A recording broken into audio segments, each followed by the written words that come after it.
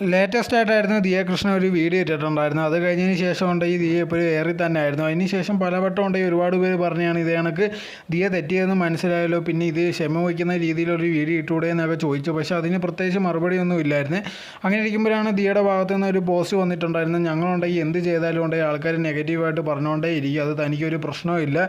ഒരുപാട് പേരുണ്ടെങ്കിൽ തൻ്റെ വീഡിയോ വെച്ച് കണ്ടൻറ് ഉണ്ടാക്കുന്നുണ്ട്, അതൊന്നും തനിക്ക് പ്രശ്നമില്ല. താൻ കാരണം കുറച്ച് പേർക്കെങ്കിലും പൈസ കിട്ടട്ടെ എന്നുള്ള രീതിയിലായിരുന്നു ദിയ കൃഷ്ണ പറഞ്ഞിട്ടുണ്ടായിരുന്നു. ഇപ്പോൾ നമ്മൾ മനുഷ്യരാണ്, എല്ലാവർക്കും ഉണ്ടെങ്കിൽ തെറ്റ് വരും, ഇല്ലെന്നൊന്നും ഒരിക്കലും പറയാൻ പറ്റില്ല. പക്ഷേ അതിൽ മെയിൻ കാര്യം എന്ന് പറഞ്ഞാൽ നമുക്കൊരു തെറ്റ് പറ്റിയെന്ന് മനസ്സിലായി കഴിഞ്ഞാൽ അത് അക്സെപ്റ്റ് ചെയ്യാൻ കഴിയണം. അതല്ലാതെ ഇത് കണക്ക് എൻ്റെ കയ്യിൽ ഒരു തെറ്റുമില്ല, ഞാൻ ചെയ്തതെല്ലാം ശരിയാന്നുള്ള രീതിയിലാണ് ഇപ്പോൾ ദിയ സംസാരിച്ചുകൊണ്ടേ ഇരിക്കുന്നത്. ഒരു തെറ്റ് പറ്റിപ്പോയി അല്ലെങ്കിൽ സംസാരിച്ചപ്പോഴത്തേക്ക് മാറിപ്പോയെന്നുള്ള രീതിയിൽ പറയാം, അതിനൊന്നും ഒരു കുഴപ്പമില്ല.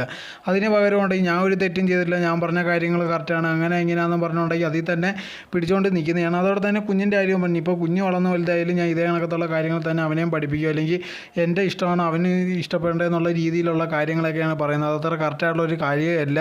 എല്ലാ പിള്ളേർക്കും ഉണ്ടെങ്കിൽ അവരവരുടെ ഇഷ്ടമുണ്ട്, അവർ തീർച്ചയായിട്ടും വളർന്നു വരുമ്പോഴത്തേക്ക് അവർക്ക് ഇഷ്ടമുള്ളതായിരിക്കും ചെയ്യുന്നത്. അതല്ലാതെ പേരൻസ് ഉണ്ടെങ്കിൽ എല്ലാ കാര്യങ്ങളും അവരുടെ തലയിലോട്ട് തിരിക്കേണ്ട ഒരു കാര്യവുമില്ല. പക്ഷേ ഇവിടെ ഉണ്ടെങ്കിൽ ദിയ തെറ്റിയതെന്ന് മനസ്സിലായിട്ട് പോലും അതിനൊരു ക്ഷമ അറിയുക അല്ലെങ്കിൽ എന്തെങ്കിലും ഒരു കാര്യം പറയുക ഒന്നും ചെയ്തിട്ടില്ല ഇതുവരെ.